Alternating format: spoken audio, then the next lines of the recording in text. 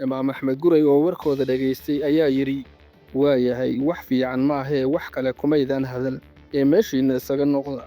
Kolkaas ayay muslimiintu meeshuu imaamku fadhiyey ka kala tageen oo isaga oo qura ayaa ku soo haray. Garaadax Mooshe oo ahaa nin niyad fiican oo talana leh ayuu imaamku u yeedhay waxa uuna weydiiyey, ma maqashay wixii ay muslimiintu ku taliyeen? Waxa uuna ugu jawaabay, waan la joogay oo waxa ay yidhaahdeen waan maqlay.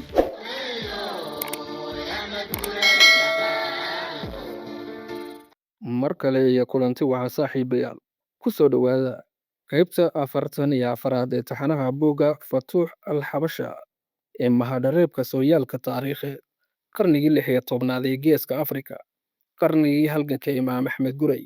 Qaybtani 44aad waxaan ku soo qaadanaynaa kaniisaddii Xabashida ugu horreysay ee laga dul dhisay webiga loo yaqaano Awrama.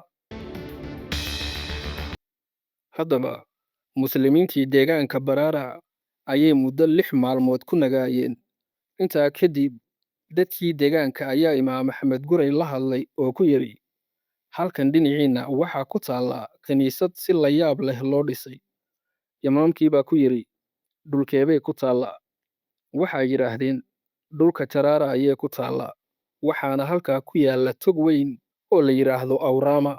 Toggaa qarkiisa waxaa saaran kaniisad magaceeda la yidhaahdo Debre Libanos oo ay Nasaaradu aad u weyneeyaan. Dadka haysta diinta Nasaaraduna waxay u tegi jireen inay ku soo cibaadaystaan, waa diintooda Kiristanka. Waa kaniisaddii ugu horreysay ee dhulka Xabashida laga dhiso. Tu la mid ah ma aanay jirin marka laga reebo labada kaniisadood ee kala ah Aksum iyo Laalibela. Waxa uu ku yidhi, imise geedi ayaa naga xigta? 6 geedi ayaa idiin dhaxaysa, ayay ugu jawaabeen. Imaam Axmed Gurey naxariistii janno Ilaahay ha ka waraabiye waxa uu u yeedhay Amiir Abuubakar Qadiin, waxa uuna ku daray 300 oo ciidamada fardoolayda ah oo uu ka mid ahaa Amiir Mujaahid, Absame Nuur, Delsagad iyo rag kale oo la mid ah. Waxa ayna ka haysteen nin garwadeen ah ayadoo xilligaasi ay tahay xilli roobaad. Intii aan u soo noqon Amiir Abuubakar ayay Imaam Axmed Gurey u yimaadeen dadkii deegaanka reer Baraara waxa ayna ku yidhaahdeen, annaga ayaa og xoolihii boqorka ee baadiqi yaallay, annaga ayaa ku tusayna. Kolkaas ayuu Imaam Axmed Gurey wasiir Cali iyo ciidankiisii u diray baadiqi, sidii ay sheegeen ayayna noqotay oo xoolo badan ayuu dhulka ka soo foqay. Ilaa iyo 6 cisho ayuu halkaa fadhiyey, asaga oo boojimo la dhex marayay Fadagaar iyo Masiin. Isaga oo jooga Baraara ayuu dib ugu soo noqday dhankii Imaam Axmed Gurey. Xoolo ay ka mid ahaayeen suxuun dahab ah iyo lacag iyo xariir midab walba leh ayayna keeneen. Imaamku kooxdii meherida ahayd ee la dagaal gashay ayuu siiyey xoolihii la keenay oo dhan. Waxa uuna sidaa u yeelay, isaga ayay goor walba la joogeen oo ma aanay u suurto gelin inay duulimaadka ka qayb galaan oo ay soo boojiyaan sida askarta kale. Sidaa awgeed buuna u siiyey. Wasiir Cali baa imaamka u sheegay warkii uu boqorku yidhi. Boqorku dhulka Waaj ayuu joogaa, 2 maalin socod ayaana inaga xigta. Togga Hawaas baase inoo dhexeeya oo ina kala xidhaya, xilliganna waa uu buuxaa togga Hawaas. Boqorkii Xabashidu kolkii uu maqlay in Imaam Axmed Gurey uu joogo deegaanka Baraara ayuu yidhi, waa kuwan muslimiintii Baraara soo galay ee dhulkii cagta mariyey. Dhankaa iyo dhulkoogii ayay hadda u socdaan. Anaase hadda xaggooga u kici oo ka tallaabi webiga Hawaas. Meel aan kula dagaalami karo ayaan u sii gali. Koox Faranji ah oo ilaa 40 ah oo la socotay ayuu ku yidhi, sidii aad yeeli jirteen kolkii aad dhulkiinna joogteen yeela. Waxa aan doonayaa inaan ka tallaabo togga Hawaas. Markaas bay huuriyaal sameeyeen. Dadkii dhulkana amar ayuu ku siiyey inay kaga tallaabaan webiga waxa ay hore ugaga tallaabi jireen oo afkooda lagu yidhaahdo Lakhay. Ayaguna 500 ayay sameeyeen. Intaa kadib, badreeqii weynaa ee loo yaqaanay Wasansagid ayaa kacay oo dhulka hortiisa ayuu dhunkaday, asaga oo leh, wixii aad nafartay waan yeelnay, aniguna waxaan ahay addoonkaagii, anigaana u dhaqaaqi dhankooga. Waxaan u galayaa afaafka Amaaja. Hadday yimaadaanna halkaas ayaan kula dagaalami.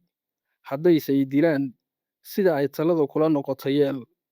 Adiguse ma tihid ninkii xilligan socon lahaa dhaqanka boqorradana ma aha. Intaana aniga ayaa kaaga filan. Kolkaas ayuu boqorkii uga mahad celiyey. Badriiqyadii ayaa iyaguna uga mahad celiyey oo yidhi, aabbahayo ayaa tahay, arrimaha iyaga oo dhanna waad ka war haysaa, oo waxaad u maamushaa sidii nin dawaynaya qof uu jecel yahay. Intaa kadib buu boqorkii ku daray ciidan weyn oo ka kooban dadka deegaanka Dawarow, reer Goojaam, reer Fadagaar iyo reer Awfaad, oo uu hoggaaminayo Awraaci Cusmaankii murtadka ahaa iyo kuwo kale. Boqorkii baa sagootiyey oo way dhaqaaqeen. Huuriyadii bay fuuleen, webigii Hawaasna way ka gudbeen. Fadagaar bayna galeen oo afaafka la yidhaahdo Qarqara ayay degeen.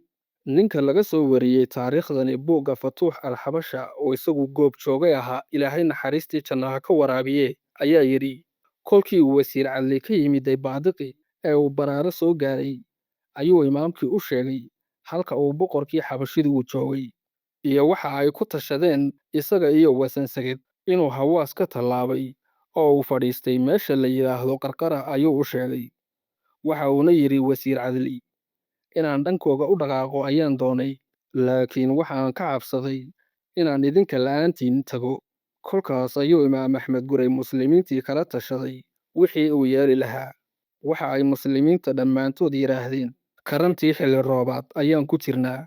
Haddaan xilligan soconno, waxaan u dhibaatoon doonnaa sidii aan dhowaan u dhibaatoonnay oo kale.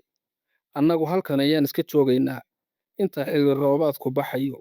Dabadeedna waan ka daba tegaynaa oo waan la dagaalamaynaa. Imaam Axmed Gurey oo warkooda dhageystay ayaa yidhi, waa yahay, wax fiican maahee wax kale kumaydaan hadal, ee meeshiinna isaga noqda. Kolkaas ayay muslimiintu meeshuu imaamku fadhiyey ka kala tageen oo isaga oo qura ayaa ku soo haray. Garaadax Mooshe oo ahaa nin niyad fiican oo talana leh ayuu imaamku u yeedhay, waxa uuna weydiiyey, ma maqashay wixii ay muslimiintu ku taliyeen? Waxa uuna ugu jawaabay, waan la joogay oo waxa ay yidhaahdeen waan maqlay, iyo inay isku raaceen inay halkan joogaan ilaa iyo inta xilli roobaadku baxayo. Imaamkii baa ku yidhi, adigu maxaad ku talin lahayd, bal tala keen. Waxa uu yidhi, inuu xilli roobaadku baxo ayay doonayaan, kolka uu baxana inay ku yidhaahdaan hadda ayaynu dagaal galaynaa. Haddii aad dhaqaajiso oo ay galaan dhulka Fadagaar oo ay col la kulmaan way la dagaalamayaan. Haddii kalese waxay u daadegi doonaan dhulkoodii Barru Sacdudiin.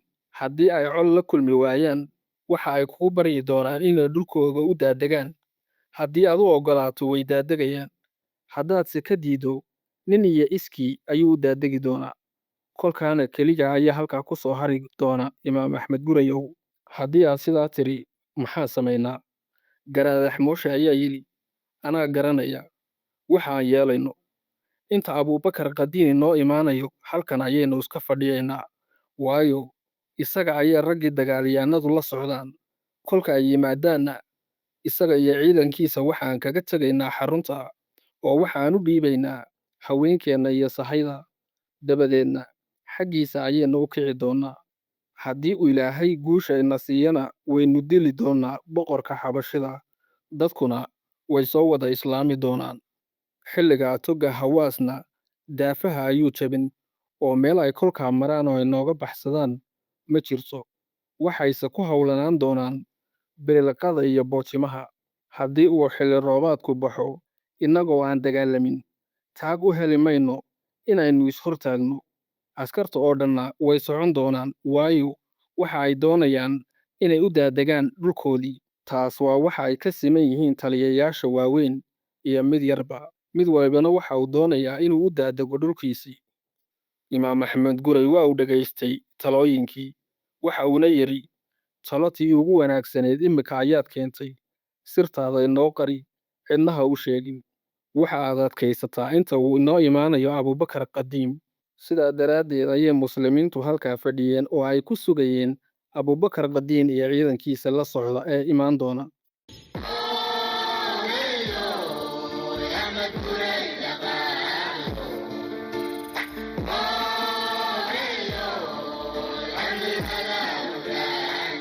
aad baad u mahadsan tahay haddii aad halkan nala soo gaadhay. Midaan ku xasuusiyo taariikhda xilliga ay Faranjiyadu u yimaadeen iyo cidda ay ahaayeen kuma caddo buugga kumana xusno. Sidoo kale haddii aad maqashid erayo kugu cusub ama aad garan weydo hoos noogu reeb si aan kuugu fasirno. Hana ilaawin haddii aad ku cusub tahay channelka subscribe saar gambaleelka